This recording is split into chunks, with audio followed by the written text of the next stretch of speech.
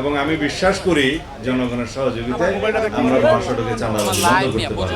Camera, automatic camera এবং AI generated fine সিস্টেমের আমরা ইন্ট্রোডিউস করেছি, যাতে কেউ স্পিড ব্রেক করলে, স্পিড লিমিট ক্রস করলে এবং ট্রাফিক আইন ভঙ্গ করলে, উল্টা পথে যাত্রা করলে, ওভারটেকিং করলে, যে কোনোভাবেই হোক যেখানে সাইন সিগন্যাল দেওয়া আছে সেটা অমান্য করলে তার উপরে ফাইন আরোপ করা হবে। অটোমেটিক্যালি এটা বিআরটি এর কাছে চলে যাবে এবং টেলিফোনিক মেসেজের মাধ্যমে সে গাড়ির মালিকের কাছে, যার নামে রেজিস্ট্রেশন, তার কাছে সেই মেসেজ পৌঁছে যাবে।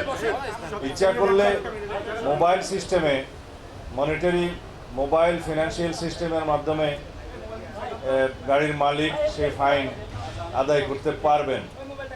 সেটা একবার, দুইবার, তিনবার হলে তারপরে রেজিস্ট্রেশন ক্যান্সেল হবে কিনা সেটা বিআরটি এর আইন অনুযায়ী হবে। আমরা আশা করি এই বিষয়ে জনসচেতনতা আরও বেশি বৃদ্ধির লক্ষ্যে হাইওয়ে পুলিশ এবং বাংলাদেশ পুলিশ পত্রিকার মাধ্যমে, সোশ্যাল সামাজিক যোগাযোগ মিডিয়াতে এবং বিভিন্ন মাধ্যমে সেটা আরও বেশি প্রচারণা দেবেন, যাতে জনগণ জানতে পারে, সচেতন হয়। আশা করি এই উদ্যোগের ফলে আমাদের একটা যুগান্তকারী পরিবর্তন সড়ক শৃঙ্খলার মধ্যে আসবে। এই মালিক, শ্রমিক ফেডারেশন এবং পুলিশ সম্মিলিতভাবে এই প্রচেষ্টাকে সফল করতে হবে।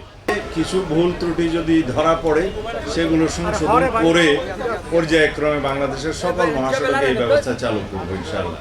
আর মহাসড়কে যে চাঁদাবাজি হয় সেটা মালিক পক্ষ থেকে হোক, শ্রমিক ফেডারেশনের পক্ষ থেকে হোক বা পুলিশের পক্ষ থেকে হোক, সব কিছু ক্যামেরায় যেহেতু রেকর্ডেড থাকবে, আশা করি এই প্রবণতাটা কমবে এবং আমি বিশ্বাস করি জনগণের সহযোগিতায় আমরা মহাসড়কে চাঁদাবাজি বন্ধ করতে পারব।